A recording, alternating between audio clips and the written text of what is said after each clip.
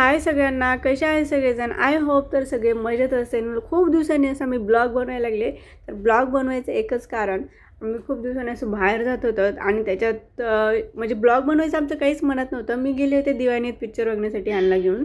पण तिथं गेल्यानंतर शिवांशनी कांताराच ठरवला. म्हणलं मला हा ढोलचाच बघायचा आहे पिक्चर. मग काय आम्ही फायनली ठरवलं कांतारा आणि तिकीट बुक केलं. पिक्चरला वेळ होता, 6:45चा शो होता. तोपर्यंत आम्ही गेलो वरती स्क्वेअर गेम झोनमध्ये.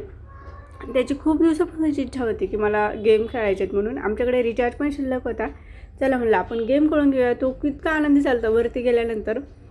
मग काय त्याला सगळे गेम खेळवले आणि आम्ही पण दोघांनी खूप सारे असे गेम एन्जॉय केले. नवीन नवीन ट्राय केले गेम आणि वेळ कसा गेला तिथे 1.5-2 तास ते आम्हाला समजलंच नाही.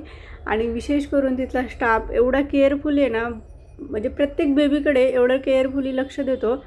त्याला आतमध्ये आम्ही गेमसाठी सोडलं तर सगळ्या स्टाफने त्याच्याकडे म्हणजे त्याच्याकडेच नाही प्रत्येक बेबीकडे लक्ष दिलं. तोपर्यंत आम्ही बाहेरचे गेम एन्जॉय केले आणि तो नंतर आमचा झाला मूवीचा शो. मी त्याला घरून घेऊन गेले तिथे मुगदा खिचडी घेऊन गेले होते खाण्यासाठी. म्हटलं तिथे खाईल, भूक लागेल का, तर उशीर होईल आम्हाला 9-10 वाजता यायला. पण त्याने जातानाच तो म्हणत होता मला मी खिचडी खाणार नाही, मी तिथे गेल्यानंतर पॉपकॉर्न घेणार आणि पॉपकॉर्नच खाणार. शेवटी त्याने तेच केलं. खिचडी त्यांनी खाल्लीच नाही. आम्ही जसा डब्बा नेला आहे तसाच वापस आणला आहे.